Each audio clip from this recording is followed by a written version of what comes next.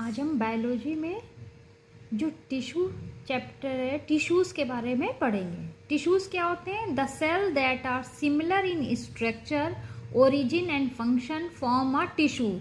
मतलब जो sales structure में, ओरिजिन में और फंक्शन में सिमिलर होते हैं, मतलब जो देखने में एक से होंगे, ओरिजिन भी एक सी होगी और जिनका फंक्शन भी सेम होगा, वो सब मिलके क्या बनाते हैं? टिश्यूज़। तो cells that are similar in structure, origin and function form a tissue.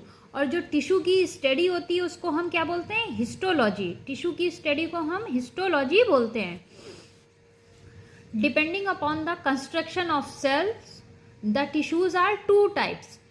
Structure के या कंस्ट्रक्शन के अकॉर्डिंग टिश्यूज जो होते हैं वो टू टाइप्स के होते हैं, सिंपल एंड कॉम्प्लेक्स।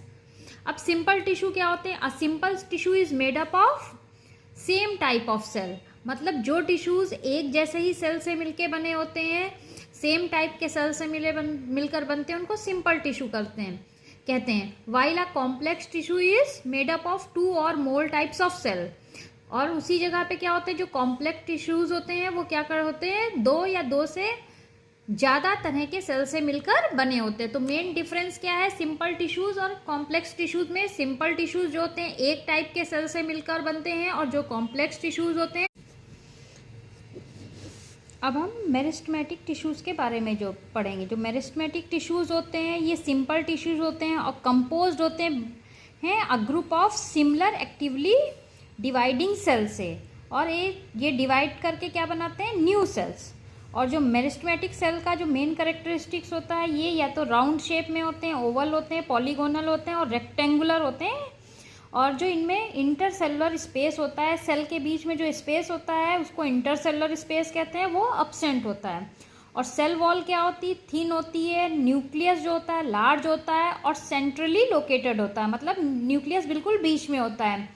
साइटोप्लाज्म भी जो है डेंस होता है। वैक्यूल्स जो होती हैं अब्सेंट होती हैं या फिर बहुत स्मॉल होती हैं।